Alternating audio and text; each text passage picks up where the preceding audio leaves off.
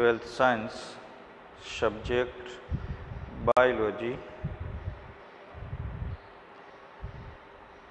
12 સાયન્સમાં બાયોલોજીમાં 10મો એકમ પરિસ્થિતિ વિદ્યા. આ એકમમાંથી બોર્ડ એક્ઝામમાં 20 માર્ક્સનું પૂછવામાં આવે છે. આ યુનિટમાં 4 ચેપ્ટર આવેલા છે, જેમાં પહેલું ચેપ્ટર યાની કે 13મું ચેપ્ટર સજીવો અને વસ્તી. તેમાંથી 6 માર્ક્સનું પૂછવામાં આવે છે. ત્યાર પછી 14મું ચેપ્ટર એટલે કે બીજું ચેપ્ટર નિવસન તંત્ર ઇકોસિસ્ટમ. તેમાંથી 4 માર્કનું બોર્ડ એક્ઝામમાં પૂછવામાં આવે છે. ત્યાર પછી 15મું ચેપ્ટર એટલે કે જૈવ વિવિધતા અને સંરક્ષણ biodiversity and conservation. Biodiversity and conservation. આ ચેપ્ટરમાંથી 6 માર્ક્સનું પૂછવામાં આવે છે. ત્યારબાદ લાસ્ટ ચેપ્ટર એટલે કે ચેપ્ટર નંબર 16 પર્યાવરણીય સમસ્યાઓ એન્વાયરોમેન્ટલ ઇસ્યુઝ. આ ચેપ્ટરમાંથી 4 માર્ક્સનું પૂછવામાં આવે છે. એમ 13મા ચેપ્ટરમાંથી 6 માર્ક્સનું, 14મા ચેપ્ટરમાંથી 4 માર્ક્સનું, 15મા ચેપ્ટરમાંથી 6 માર્ક્સનું અને 16મા ચેપ્ટરમાંથી 4 માર્ક્સનું. એમ 10મો યુનિટ એટલે કે પરિસ્થિતિ વિદ્યામાંથી 20 માર્ક્સનું બોર્ડ એક્ઝામમાં પૂછવામાં આવે છે. આજે આપણે શરૂ કરશું ચેપ્ટર નંબર 14 એટલે કે નિવસન તંત્ર ઇકોસિસ્ટમ. આજે આપણે 2 પોઈન્ટ ઉપર ચર્ચા કરીશું. એક પ્રસ્તાવના એટલે કે ઇન્ટ્રોડક્શન અને બીજો પોઈન્ટ 14.1 એટલે કે નિવસન તંત્ર સંરચના અને કાર્ય કી means ecosystem structure and function. તો પાઠ શરૂ કરતા પહેલાં એક કે પરિસ્થિતિ વિદ્યાના પિતા કોને માનવામાં આવે છે? વિશ્વમાં પરિસ્થિતિ વિદ્યાના પિતા એટલે કે ફાધર ઓફ ઇકોલોજી કોને માનવામાં આવે છે? તો તે સાયન્ટિસ્ટ છે એલેક્ઝાન્ડર વોન હમ્બોલ્ટ. એલેક્ઝાન્ડર વોન હમ્બોલ્ટને વિશ્વના પરિસ્થિતિ વિદ્યાના પિતા માનવામાં આવે છે. એ જ રીતે આપણા દેશમાં એટલે કે father of ecology in India, જેમાં રામદેવ મિશ્રાને father of ecology in India માનવામાં આવે છે. ચેપ્ટરનું નામ છે નિવસન તંત્ર. તો આ નિવસન તંત્ર જે શબ્દ છે તે સૌ પ્રથમ સર આર્થર જ્યોર્જ સ્ટેન્સલીએ આપ્યો હતો. સર આર્થર જ્યોર્જ ટેન્સલી એટલે કે AG ટેન્સલીએ આ શબ્દ આપ્યો હતો. ટેન્સલી એક વનસ્પતિશાસ્ત્રી હતા, જે બ્રિટિશ વનસ્પતિશાસ્ત્રી હતા. તેમણે પોતાનો અભ્યાસ કેમ્બ્રિજ યુનિવર્સિટીની ટ્રિનિટી કોલેજની અંદર તેમણે અભ્યાસ કર્યો અને તે અધ્યાપક તરીકેની સેવા ઓક્સફર્ડ યુનિવર્સિટીમાં આપી અને તેઓ 1937માં ઓક્સફર્ડ યુનિવર્સિટીમાંથી નિવૃત્ત થયા. તો હવે આપણે આગળ ચર્ચામાં પ્રસ્તાવનામાં કે વોટ ઇઝ ઇકોસિસ્ટમ એટલે કે નિવસન તંત્ર એટલે શું? તો નિવસન તંત્રને પ્રકૃતિના એક ક્રિયાત્મક એકમના સ્વરૂપમાં લેવામાં આવે છે. કયા એકમના સ્વરૂપમાં લેવામાં આવે છે? ક્રિયાત્મક એકમના, પ્રકૃતિના, કુદરતના એક ક્રિયાત્મક એકમના સ્વરૂપમાં તેને લેવામાં આવે છે.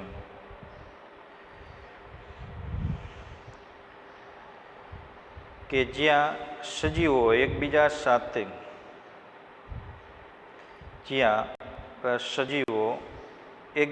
સાથે ભૌતિક પર્યાવરણ સાથે પણ પરસ્પર ક્રિયાઓ કરે છે. એવો વિસ્તાર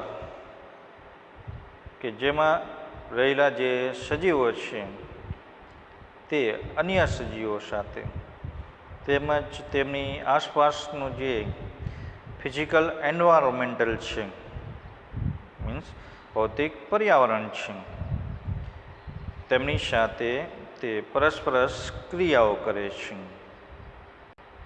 આ નિવસન તંત્ર જે જુદી જુદી જગ્યાએ છે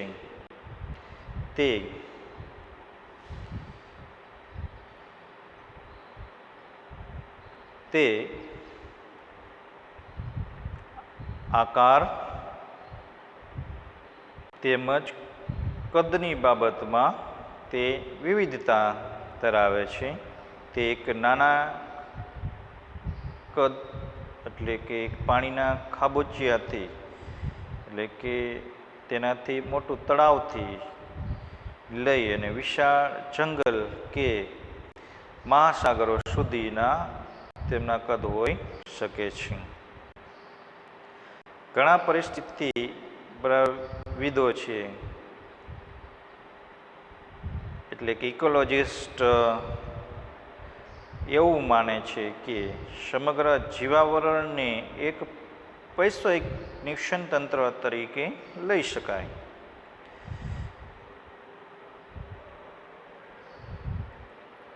નિવસન તંત્રને એટલે કે પૃથ્વી પરનું જે સમગ્ર જીવાવરણ છે તેને એક વૈશ્વિક નિવસન તંત્ર તરીકે લઈ શકાય, જેમાં પૃથ્વીના બધા જ સ્થાનિક નિવસન તંત્રો સમાવેશિત થાય છે. જેથી આ તંત્ર ખૂબ જ વિશાળ હોવાથી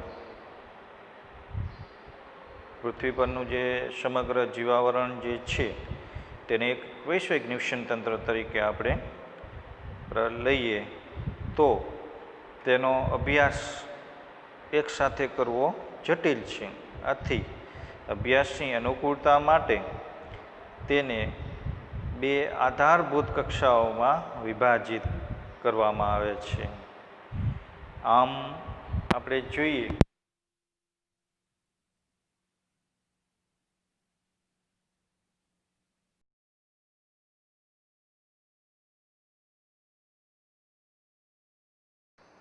અને બીજું છે જલજ નિવસન તંત્ર, જેને ઇંગ્લિશમાં એક્વાટિક ઇકોસિસ્ટમ તરીકે ઓળખવામાં આવે છે. સ્થળજ નિવસન તંત્રમાં જુદા જુદા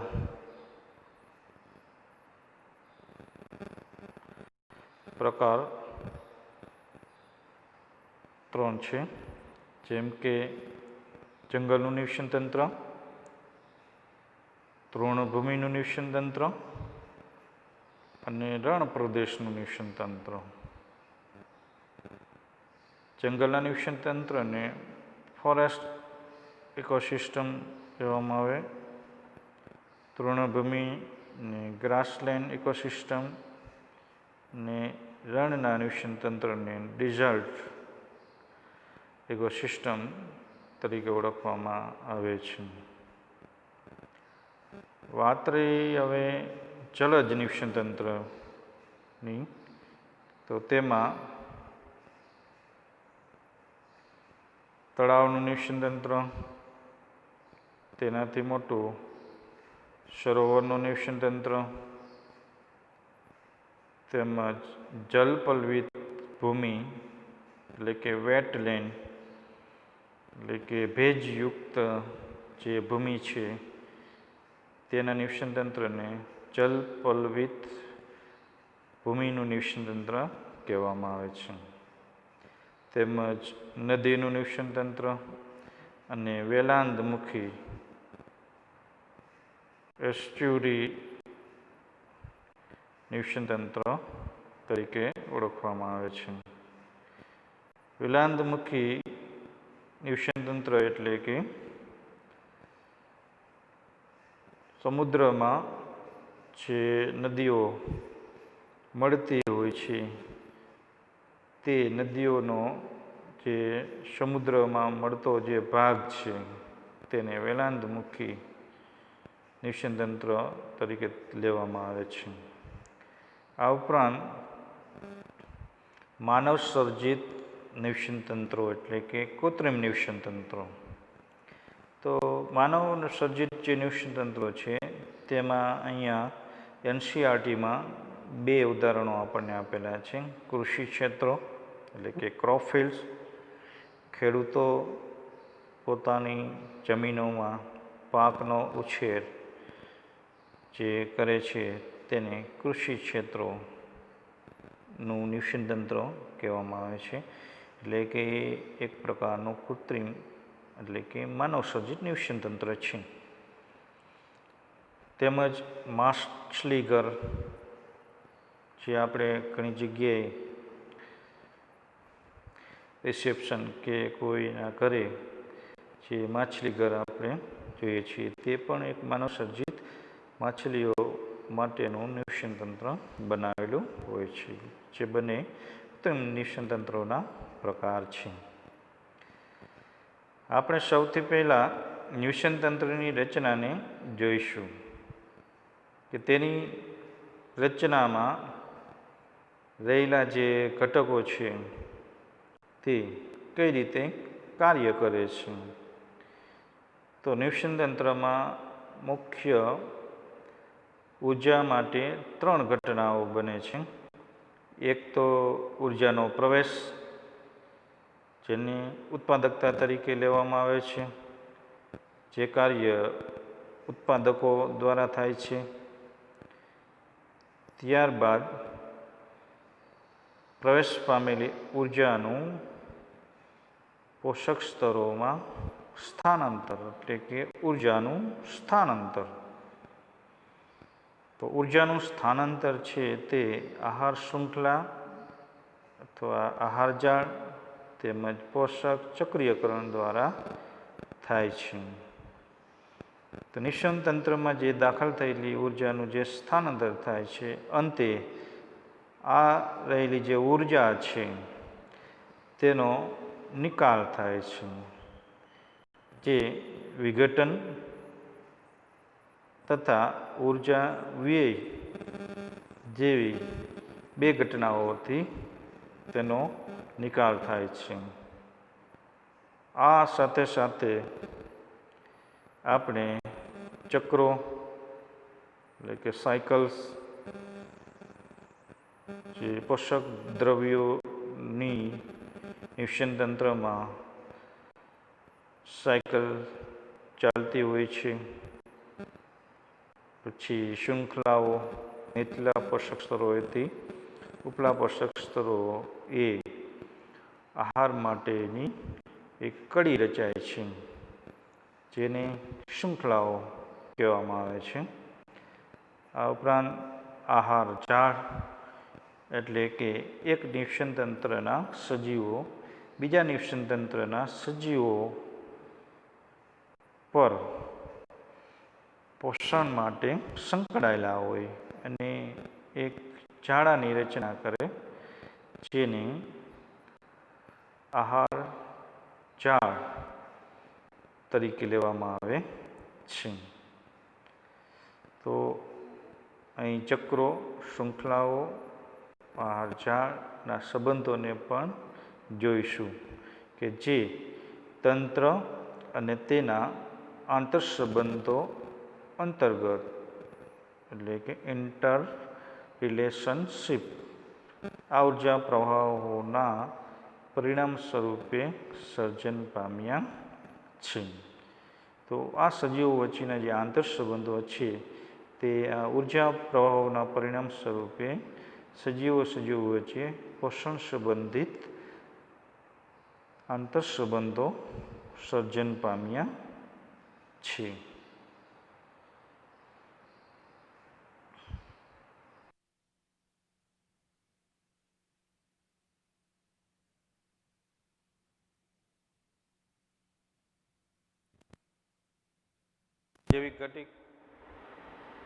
જૈવિક પરિબળો સ્વતંત્ર રીતે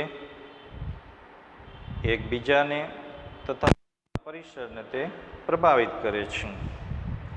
તો નિશ્વસન તંત્રના જે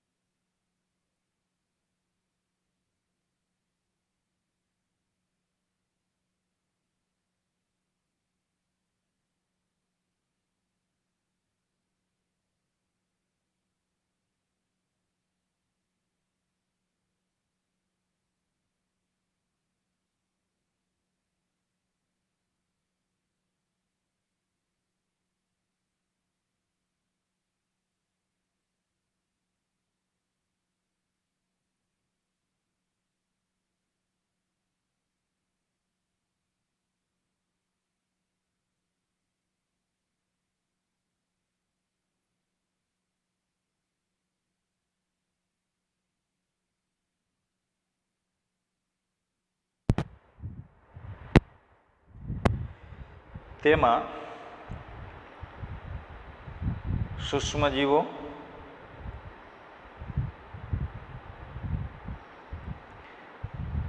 લીલી વનસ્પતિઓ તેમજ બધા જ પ્રાણીઓનો સમાવેશ જૈવિક ઘટકોની અંદર થાય છે. જ્યારે અજૈવિક ઘટકોની અંદર આપણે જોઈએ તો હવા, પાણી, ભૂમિ એટલે કે જમીન, વરસાદ, ભેજ, તાપમાન તેમજ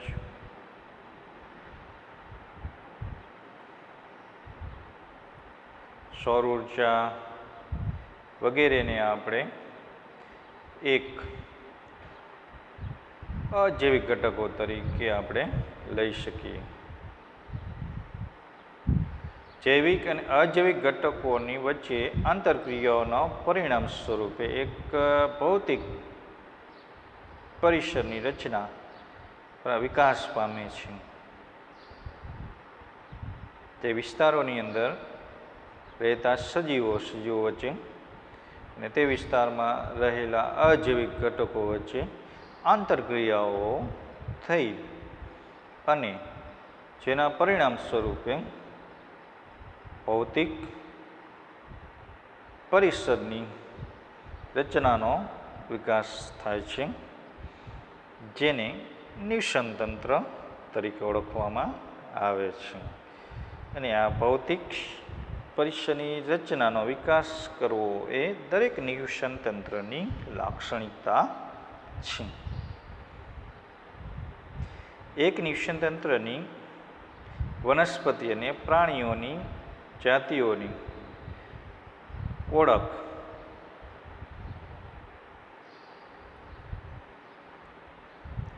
તથા તેમની ગણના તેની જાતિઓના સંગઠનને પ્રસ્તુત કરે છે. કોઈ એક નિવસનતંત્ર છે તો તે નિવસનતંત્રમાં રહેલી વનસ્પતિ અને પ્રાણી જાતિઓ તથા તેમની ગણના તેની જાતિઓના સંગઠનને રજૂ કરે છે. વિવિધ સ્તરે રહેલા વિભિન્ન જાતિઓના ઉદ્ભવ વિતરણની એટલે કે વર્ટિકલ ડિસ્ટ્રીબ્યુશનને સ્તરીકરણ તરીકે લેવામાં આવે છે. વિવિધ સ્તરે રહેલા એક જ નિવસનતંત્રમાં વિવિધ સ્તરે રહેલા વિભિન્ન જાતિઓના ઉર્ધ્વ એટલે કે ઉપરની તરફ નીચેથી ઉપરની તરફ વર્ટિકલ ડિસ્ટ્રીબ્યુશનને સ્તરીકરણ તરીકે લેવામાં આવે છે. આપણે ઉદાહરણ તરીકે આપણે લઈએ તો જંગલનું નિવસનતંત્ર, તો તેમાં રહેલી જે વનસ્પતિઓ છે તેમાં સૌથી મોટી વનસ્પતિઓ જેને આપણે વૃક્ષ કહીશું, તો વૃક્ષ છે એ સૌથી સર્વોચ્ચ ઉદ્ધવ સ્તરે તે સમાવિષ્ટ છે. જંગલનું જે નિવસનતંત્ર છે તેમાં રહેલી જે વનસ્પતિઓ છે તેમાં વૃક્ષો જે છે તેને સર્વોચ્ચ ઉર્ધ્વ સ્તરે રાખવામાં આવે. શુપો છે એટલે કે મોટા વૃક્ષોથી નાની વનસ્પતિઓ જેને શુપો તરીકે ઓળખવામાં આવે છે, જે દ્વિતીય સ્તરે તેને ગોઠવવામાં આવે છે. અને જે નાની વનસ્પતિઓ એકદમ જેને આપણે છોડ કહીએ તથા તેમજ જે ઘાસ છે તૃણ નિમ્ન એકદમ નાની જે તૃણ છે તેમને એકદમ નિમ્ન એટલે કે નીચલા સ્તરે તેને ગોઠવવામાં આવે છે. તો એક જ નિવસનતંત્રમાં રહેલા સજીવોને વિભિન્ન જાતિઓના ઉદ્ભવ વિતરણને સ્તરીકરણ કહેવામાં આવે છે.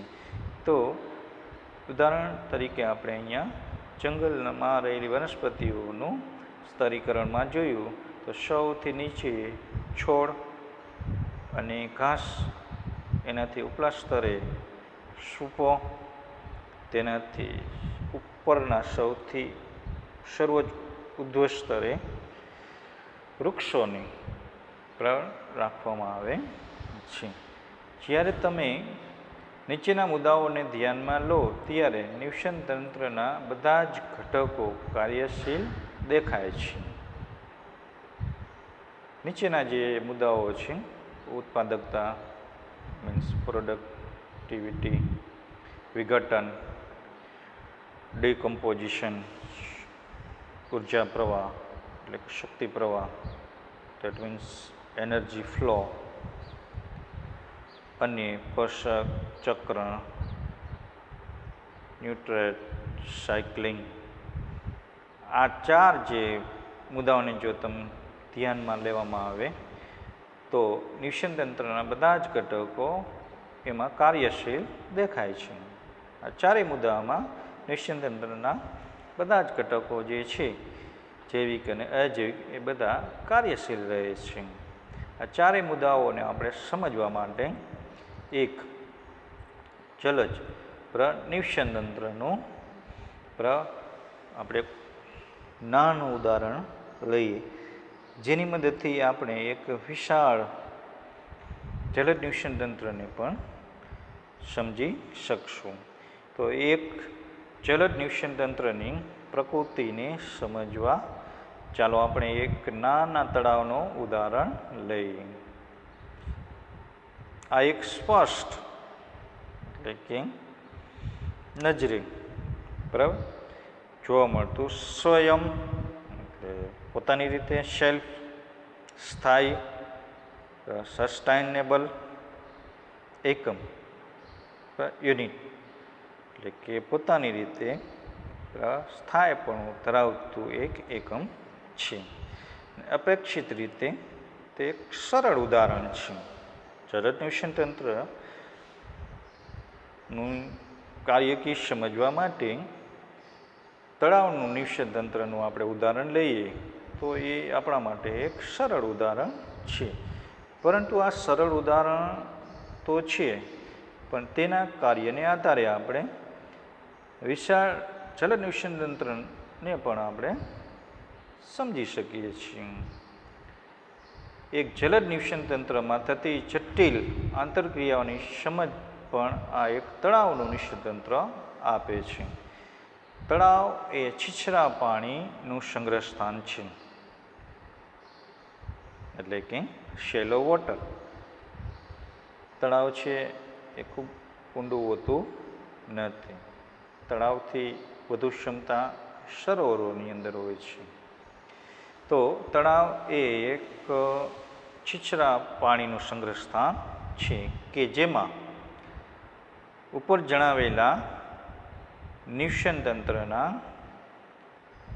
બધા જ 4 મૂળભૂત ઘટકો ખૂબ જ સારી રીતે તેમાં જોવા મળે છે, પ્રદર્શિત થાય છે. આ ચારેય ઘટકો કાર્યમાં હોય તો નિવસન તંત્રનું આપણે પ્રક્રિયા છે એ સમજી શકીએ. તો નિવસન તંત્ર તળાવનું 2 મુખ્ય ઘટકો ધરાવે, જૈવિક અને અજૈવિક. તો અજૈવિક ઘટકોની અંદર આપણે જોઈએ તો તેમાં પાણી રહેલું હોય. આ ઉપરાંત પાણીની અંદર કાર્બનિક અને અકાર્બનિક પદાર્થો દ્રાવ્ય થયેલા હોય અને તળાવના તળિયે સેન્દ્રિય તત્વો યુક્ત માટીની જમાવટ તળિયે થતી હોય, જેને આપણે કાંપ કહીએ છીએ. કે તળાવમાં પાણી સુકાઈ જાય પછી નીચે જોવા મળતી જે માટી છે કે જે તત્વો સભર હોય છે, પોષક તત્વો, જેને આપણે શું કહીએ છીએ? કાંપ કહીએ છીએ. તો તેમજ સૂર્ય ઉર્જા તે પણ અજૈવિક ઘટક, તાપમાન ચક્ર એ પણ અજૈવિક ઘટક, દિવસની અવધિ એટલે કે દિવસનો સમયગાળો એટલે કે સૂર્ય પ્રાપ્તિનો સમયગાળો અને અન્ય આબોહવા પરિસ્થિતિઓ સમગ્ર તળાવની કાર્યકીના દરનું નિયમન કરે છે. કરો ત્યાં અંડરલાઈન. ફરીથી અજૈવિક ઘટકો તરીકે પાણી તેમજ તેમાં દ્રાવ્ય અકાર્બનિક અને કાર્બનિક પદાર્થો, તેમજ તળાવના તળિયે જમા થતા સેન્દ્રિય તત્વસભર માટી, સૂર્ય ઉર્જાનો પ્રવેશ, તાપમાનનું ચક્ર, દિવસની અવધિ, અન્ય આબોહવા પરિસ્થિતિઓ સમગ્ર તળાવની કાર્યકીના દરનું નિયમન કરે છે. આ ઉપરાંત જૈવિક ઘટક તરીકે તળાવની અંદર કોણ રહેલું હોય છે? તો જૈવિક ઘટક તરીકે તળાવોની અંદર વનસ્પતિ પલવકો સ્વયંપોષીઓ છે, કેટલીક લીલ ને તરતી પાણી સપાટી પર તરતી કે નિમગ્ન એટલે કે ડૂબેલી તથા તળાવના કિનારે જોવા મળતી જે વનસ્પતિઓ વગેરે સ્વયંપોષી ઘટકો તરીકે જોવા મળે છે. મુક્ત રીતે તરતા અને તળિયે વસવાટ કરતા જે પ્રાણીપલ્વકો ઉપભોક્તાઓનું પ્રતિનિધિત્વ કરે છે. પ્રાણીપલ્વકો એ પણ જૈવિક ઘટક છે. તેમાં સ્વયંપોષી જે ઘટકો હમણાં આપણે કીધા, વનસ્પતિ પલ્વકો, કેટલીક લીલ, પાણીની સપાટી પર તરતી વનસ્પતિ કે ડૂબેલી વનસ્પતિ કે તળાવના કિનારે ઉગેલી વનસ્પતિઓ જે સ્વયંપોષી ઘટકો તરીકે લેવામાં આવે છે, પરંતુ તે નિવસનતંત્રનો જૈવિક ઘટક બનાવે છે. તે જ રીતે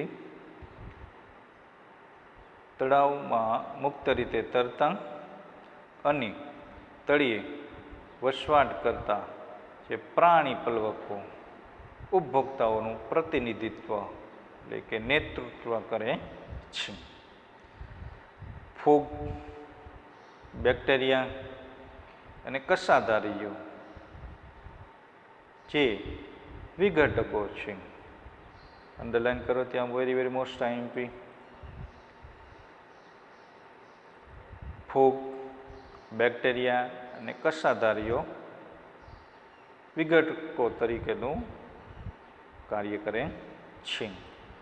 ખાસ કરીને તળાવના તળિયે વિપુલ પ્રમાણમાં આ ઘટકો રહેલા હોય છે.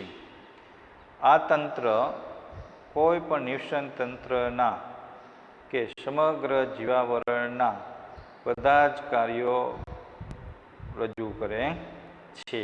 એટલે કે તળાવનું નિવસન તંત્ર એ કોઈ પણ નિવસન તંત્ર જીવાવરણનું આપણને જોવા મળે તો તે નિવસન તંત્ર કે અન્ય નિવસન તંત્રના બધા જ કાર્યો આ એક તળાવનું નાનું નિવસન તંત્ર છે તે આપણને બધા કાર્યો રજૂ કરે છે. એટલે કે સ્વયંપોષીઓ દ્વારા સૂર્યની વિકિરણ ઉર્જા, રેડિયન્ટ એનર્જીની મદદથી અકાર્બનિક તત્વોનું કાર્બનિક તત્વોમાં રૂપાંતર કરે છે.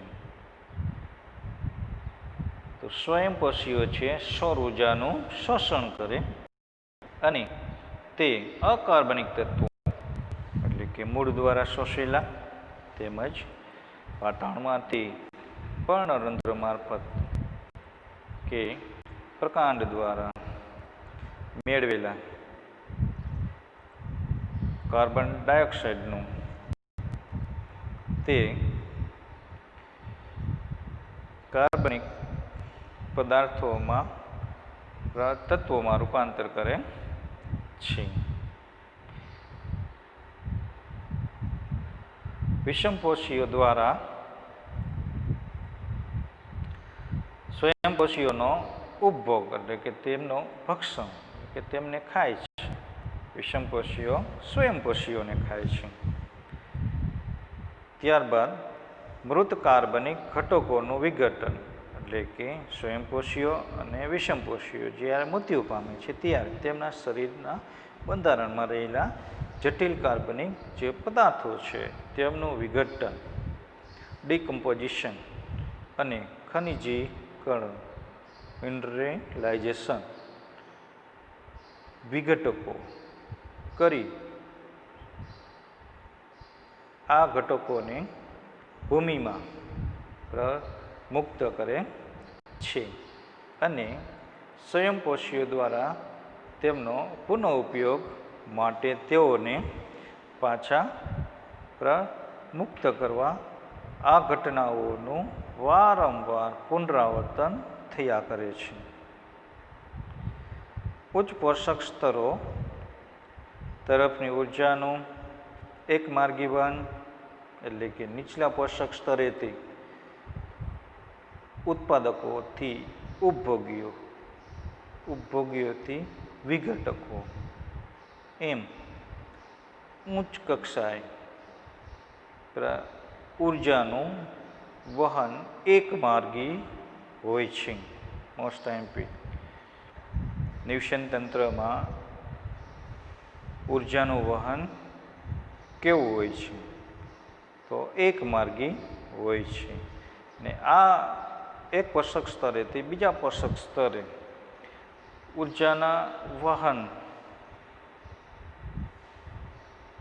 દરમિયાન અમુક ઉર્જા પર્યાવરણમાં ઉષ્મા સ્વરૂપે તેનો અપવ્યય અને ઘટાડો થાય છે. તો આમ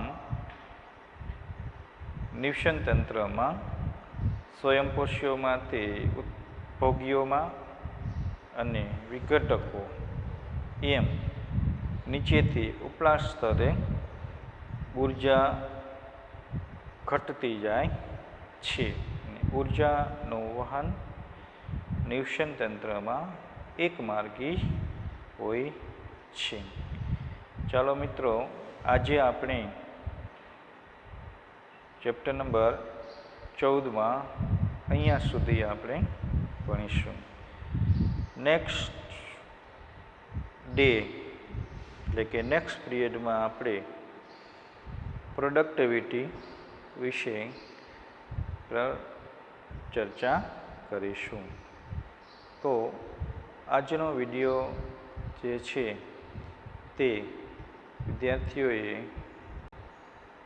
બરાબર એકાગ્રતાથી સાંભળવો અને તેમનું હોમવર્ક દરરોજ 2 વખત કરવું. કશે જ